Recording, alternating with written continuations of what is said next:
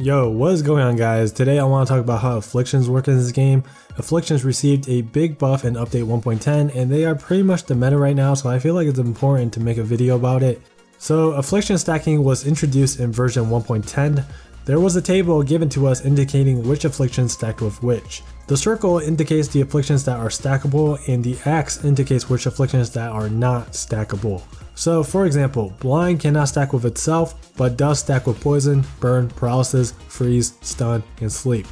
Freeze, stun, and sleep cannot stack with one another, but can stack with poison, burn, paralysis, blind, and bog. That's pretty much it for affliction stacking. There's really not much to it besides that. Now, the most important topic is affliction resistance rate buildup. This is the main topic for this video. It's very important that you guys know how this works. So before update 1.10, every single affliction when applied increased the foe's resistance by 20%. So before, if a foe was afflicted with burn, then their burn resistance would increase by 20%. When burn is applied a second time, then that 20% burn resistance increases to 40%.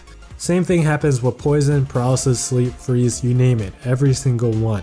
After version 1.10, the percentage rate buildup was changed for some of the affliction types. It's no longer a 20% rate buildup across all affliction types. Now it's 5% for all damage over time afflictions, which includes burn, poison, and paralysis.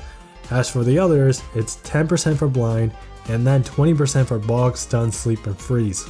This is why characters that can inflict burn, poison, and paralysis have become so popular recently.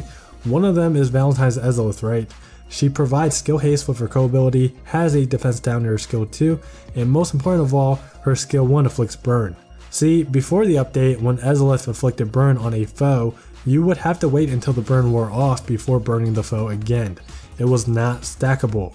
On top of that, if the foe had a base burn res of 0%, you could only burn them a total of 5 times.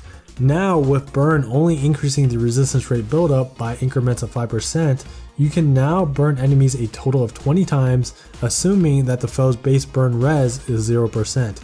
Also, keep in mind that every enemy has different base resistance for each of the affliction types. Some start with 0% burn res, some have 40%, while others may just completely resist burn right off the get-go, and this applies to all the affliction types. If you want to find out how much resistance a foe has for a certain affliction type, you'll have to look it up on the Dragalia Lost wiki. If you don't feel like looking up that stuff all the time, just remember that when an affliction is 100% resisted, the resist text that pops up, that text will be in yellow instead of white. When the text is white, it just means that the enemy's affliction resistance is less than 100%, but still won the chance to resist your affliction attack. By the way, bleed is not considered as an affliction.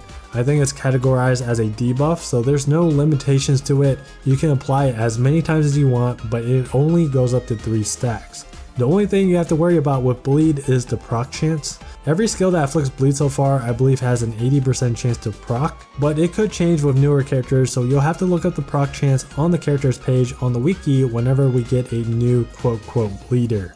Alright, that's all I want to cover in this video. If you guys have anything to add on or have any questions, please comment down below. I hope this video is helpful. Thanks for watching, and I'll see you guys in the next video.